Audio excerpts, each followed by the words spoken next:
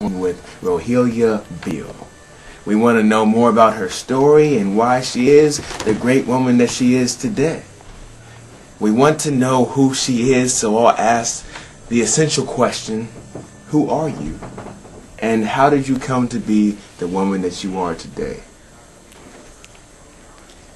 I would say by the parents I have, my environment, the people that was around, I was surrounded by.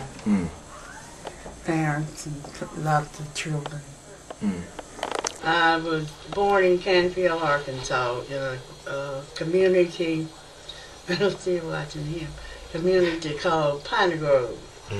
And that was basically all a family community, with family church and friends, and mostly family in that particular area. And Piney Grove was like a community around, in what city? Or in Canfield. It's outside of Canfield? Outside. And Canfield is outside of where? Canfield is outside of Louisville. And I guess the cities that people would know about would be Bradley.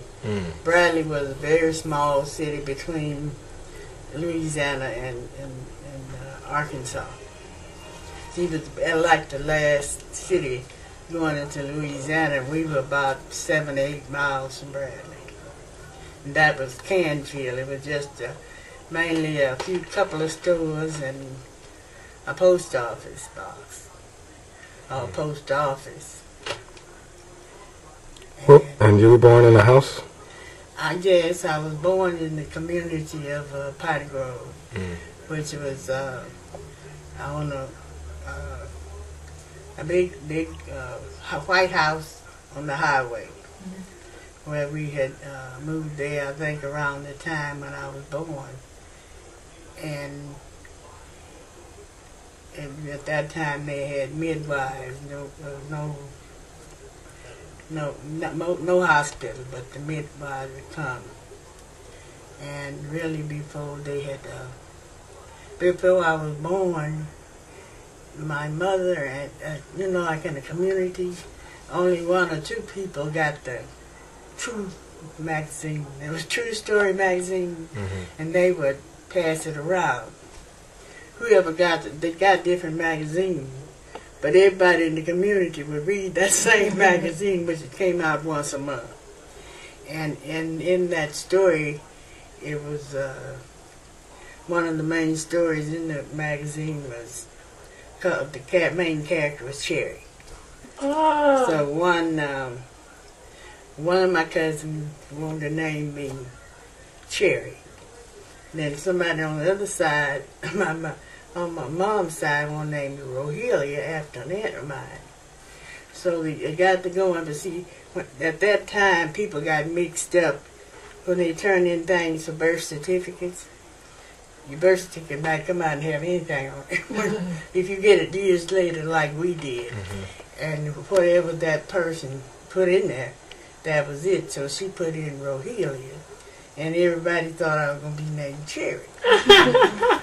So I ended up being named Rohelia after this.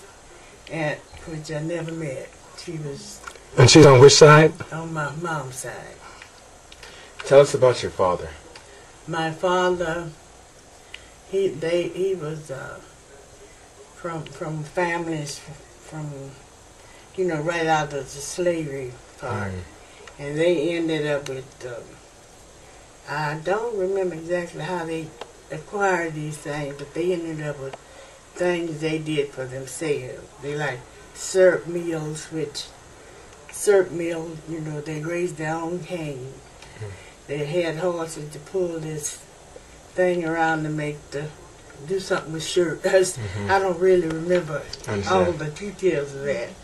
And then they had like a community gin, which gin cotton. They raised cotton. They raised everything we needed. Was raised on the farm. I mean, in that community. And the cotton, they would pick this cotton, but everybody had cotton too. We grew cotton, and it would be sent to like a gin in the little place called Canfield. They refine it, bottle it up, and they sell it and send it off. That's one part of the income that they had. So it was a communal environment where, okay, you guys had the syrup mill, and people from the community would grow their cane and come in, and everybody would cook up. And the syrup mill is like maybe about, basically it's a big skillet, maybe the size of the living room. They drink syrup. They take that cane and Mm-hmm. get into a syrup. No, the mill is a big, like you said, what they're pouring the cane into, correct? No, but the syrup mill. Now I'm not remembering that too well. But I thought it was where that horse was pulling. It is. That thing around there. They showed me one time. Oh. And no. yeah, you I'm sorry. Tell her story, Dad. Go on. I'm sorry. Go ahead. No, Go ahead. All that, is it corn they're doing? Yeah. Rice. We didn't Corn. have rice, it was corn. And that's what we made the syrup out of, wasn't it? Mm-hmm. Sorghum syrup, where does it come from? Corn. Okay, so that was what it was, and they make the syrup.